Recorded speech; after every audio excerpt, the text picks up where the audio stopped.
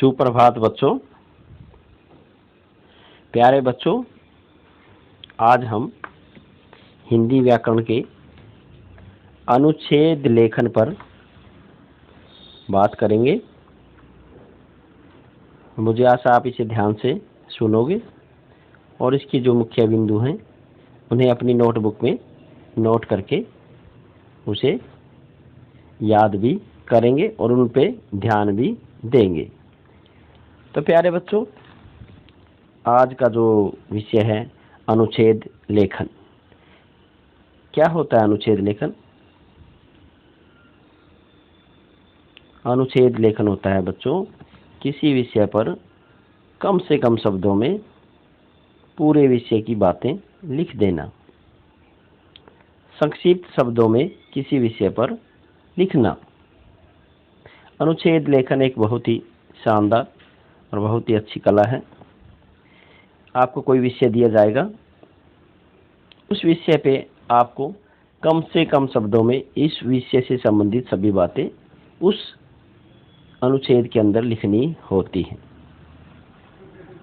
अनुच्छेद लेखन बहुत ही शानदार कला जो आपको आनी चाहिए। अनुच्छेद लेखन संक्षिप्त करके किसी विषय को लिखना होता है। ये जब आप आगे जाके यूपीएससी के पेपर दोगे तो वहाँ पे ये कला आपके काम आएगी। वहाँ पे आपको विषय दिए जाते हैं, किसी विषय पे आपको संक्षिप्त शब्दों में लिखना होता है और किसी विषय पे आपको विस्तार से लिखना होता है, ज़्यादा से ज़्यादा शब्दों में, और कोई भी बातें उसमें बार बार नहीं आनी चाहिए लिखते समय। तो प्यारे बच्चों, अनुच्छेद लेखन एक बहुत शानदार ढंग है किसी विषय के बारे में लिखने का, और जो आपको आना बहुत जरूरी है। तो क्या है बच्चों अनुच्छेद लेखन में? आज हम इसमें बात करेंगे, तो ध्यान दीजिए अपनी पुस्तक में।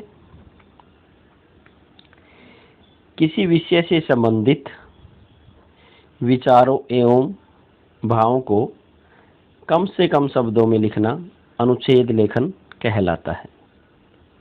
क्या कहलाता है बच्चों अनुच्छेद लेखन? किसी विषय से संबंधित विचारों एवं भावों को कम से कम शब्दों में लिखना अनुच्छेद लेखन कहलाता है। अनुच्छेद अपने आप में पूर्ण होता है। जो अनुच्छेद होता है ये अपने आप में पूर्ण होता है, मतलब इसके अंदर जो विषय दिया होता है उस विषय से संबंधित सभी बातें होती हैं। जैसे आपको दिवाली विषय पर अनुच्छेद लिखने के लिए बोल दिया जाता है, तो उस विषय से संबंधित दिवाली से संबंधित सभी बातें आपको अनुच्छेद में लिखनी होती हैं, लेकिन उसकी सीमाओं में रहकर।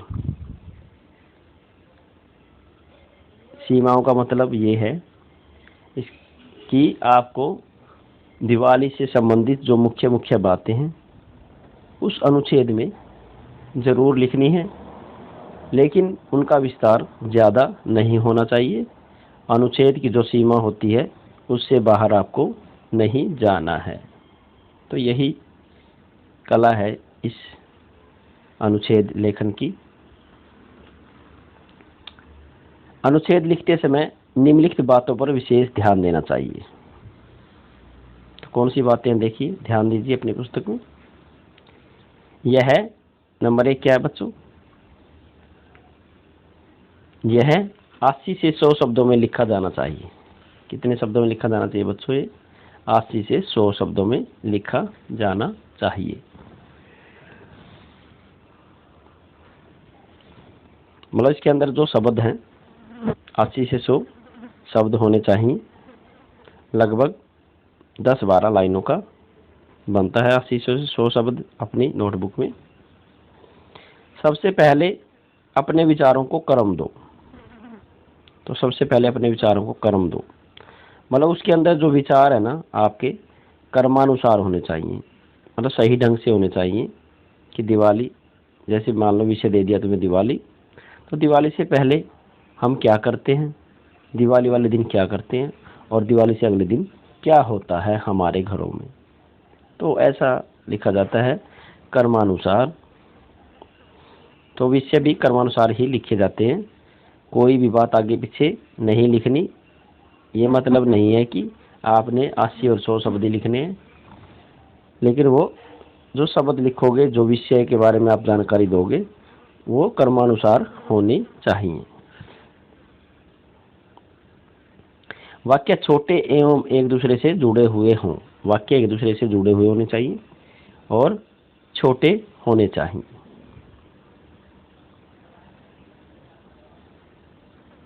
अनुच्छेद का आरंभ सीधे विषय से करो। अनुच्छेद का जो आरंभ होता है वो सीधे विषय से ही होता है, मतलब शुरू से ही विषय के बारे में बात करनी होती है, उसमें घुमा फिरा के कोई भी बात नहीं कहनी होती अनुच्छेद के अंदर। भाषा सरल, स्पष्ट एवं रोचक हो। भाषा कैसी होनी चाहिए बच्चों? सरल, स्पष्ट एवं रोचक हो, जो सबको अच्छी लगे पढ़ने में। वो विषय जो आपने अनुच्छेद लिखा है वो अच्छा लगे और उसके अंदर सभी जानकारी स्पष्ट हो, और उसकी भाषा जो वो सरल होनी चाहिए, जिसको सब समझ सके। एक ही बात को बार बार न दोहराओ। और इसके अंदर एक ही बात को बार बार नहीं दोहराना होता। बार बार किसी विषय के बारे में किसी बात को, किसी लाइन को बार बार दोबारा नहीं लिखा जाता। किसी सूक्ति या कथन का प्रयोग कर सको तो अच्छा होगा। कोई आपको सूक्ति या कथन आपको याद है तो आप वो लिख सकते हो। अगली क्या है इसके अंदर? अनुच्छेद संक्षिप्त एवं प्रभावशाली हो। जो अनुच्छेद आप लिखोगे वो संक्षिप्त एवं प्रभावशाली होना चाहिए। संक्षिप्त मतलब छोटा, बिल्कुल छोटा होना चाहिए और प्रभावशाली होना चाहिए। तो प्यारे बच्चों, हमने क्या पढ़ा इसमें कि अनुच्छेद लेखन की क्या क्या विशेषताएं होती हैं, कि कम से कम शब्दों में होना चाहिए, 80 से 100 शब्दों से ज़्यादा शब्द नहीं होने चाहिए, कर्मानुसार होना चाहिए, और वाक्य एक दूसरे से जुड़े हुए होने चाहिए। भाषा उनकी सरल होनी चाहिए, स्पष्ट होनी चाहिए, रोचक होनी चाहिए, और बात को बार बार नहीं दोहराना। आप इसके अंदर सूक्ति कथन का प्रयोग कर सकते हो। अनुच्छेद संक्षिप्त एवं प्रभावशाली भी होना चाहिए। तो आज हम एक अनुच्छेद लेखन, स्वास्थ्य ही जीवन, उस पे, इस विषय पे विचार करेंगे। तो आप ध्यान दीजिए अपनी पुस्तक में। तो हमारा विषय क्या है? स्वास्थ्य ही जीवन है। उस पे अनुच्छेद लिखेंगे और ध्यान दीजिए। अंग्रेजी में एक कहावत है जिसका अर्थ है स्वास्थ्य ही धन है। वास्तव में अच्छे स्वास्थ्य वाला व्यक्ति भाग्यशाली होता है। यदि किसी के पास अपार धन है परंतु वह अस्वस्थ है तो वह जीवन का आनंद नहीं उठा सकता। इसी प्रकार यदि किसी के पास विद्या है परंतु वह रोगी है तो उसका जीवन व्यर्थ है। तो वास्तव में स्वास्थ्य ही जीवन है। तो क्या कहा है बच्चों इसमें? स्वास्थ्य ही जीवन है कि हमारा सबसे पहला हमारा काम क्या होना चाहिए कि हमारा स्वास्थ्य अच्छा होना चाहिए, हमारा शरीर स्वस्थ होना चाहिए। अगर हमारा शरीर स्वस्थ नहीं है तो कोई भी अन्य चीज़ें हमारे लिए कोई महत्व नहीं रखेंगी। इसी प्रकार यदि किसी के पास विद्या है परंतु वह रोगी है तो उसका जीवन व्यर्थ है। देखो, किसी के पास कोई अच्छा पढ़ा लिखा है, बहुत विद्वान है, और वो बिल्कुल रोगी है तो उसके लिए वो विद्या व्यर्थ है।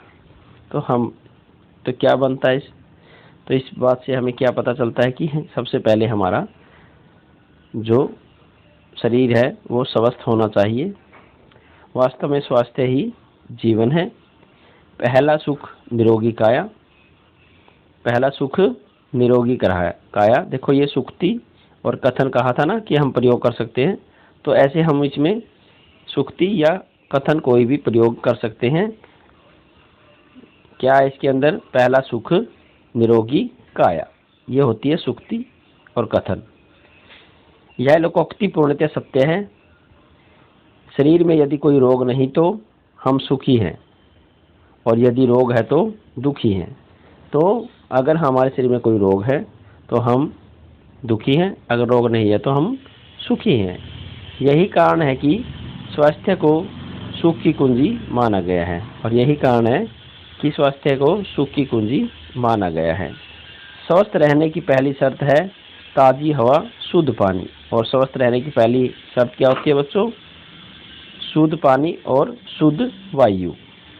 अतः सदैव खुले माहौल में रहना चाहिए तथा शुद्ध पानी पीने का प्रयत्न करना चाहिए। तो हमें हमेशा स्वस्थ साफ सुथरी जगह पे रहना चाहिए और शुद्ध पानी पीना चाहिए। ताज़ी हवा और शुद्ध पानी के साथ संतुलित भोजन पर जोर दिया जाना चाहिए। संतुलित भोजन और ताज़ी हवा पर हमें जोर देना चाहिए। स्वास्थ्य को बनाए रखने के लिए नियमित रूप से व्यायाम करना अथवा खेलना तथा दोनों ही आवश्यक हैं। तो हमें क्या करना चाहिए? स्वस्थ रहने के लिए हमें समय पर उठ के सुबह व्यायाम करना चाहिए, घूमना फिरना चाहिए, इधर उधर टहलना चाहिए। जहाँ पे साफ मौसम है, पार्क है, अच्छे पेड़ पौधे हैं, वहाँ पे घूमने के लिए हमें जाना चाहिए। और संतुलित भोजन, हमें अपने भोजन के अंदर सब चीज़ें खानी चाहिए, संतुलित भोजन करना चाहिए। हरी सब्जियाँ, फल फ्रूट्स और दूध, घी, लस्सी, दही, हरी सब्जी और रोटियां, ये सब चीज़ें हमें समय समय पर लेते रहना चाहिए, जिससे कि हमारा स्वास्थ्य स्वस्थ रहे। स्वास्थ्य को बनाए रखने के लिए नियमित रूप से व्यायाम करना और खेलना दोनों ही आवश्यक हैं। सुखी जीवन जीने के लिए हमें तन मन को स्वस्थ रखना चाहिए तथा तभी जीवन का आनंद ले सकते हैं। तो प्यारे बच्चों, हम सुखी जीवन का आनंद कब ले सकते हैं? जब हमारा स्वास्थ्य स्वस्थ होगा, हमारा तन मन स्वस्थ होगा, तभी हम सुखी जीवन का आनंद ले सकते हैं। तो प्यारे बच्चों, आज हमने अनुच्छेद लेखन के बारे में पढ़ा। एक बहुत ही अच्छी कला है, हम सबको इस कला में निपुण होना चाहिए, और जो अगर नहीं है तो हमें इनको सीखने की कोशिश भी करनी चाहिए। तो आज हमने पढ़ा अनुच्छेद लेखन में स्वास्थ्य ही जीवन है। तो सब बच्चे इसे अपनी नोटबुक में नोट करेंगे और इस विषय को, स्वास्थ्य ही जीवन को याद करेंगे। छुट्टियों के बाद आपसे इस विषय के बारे में सुना जाएगा। तो प्यारे बच्चों, आज के लिए बस इतना ही। आपका दिन शुभ हो।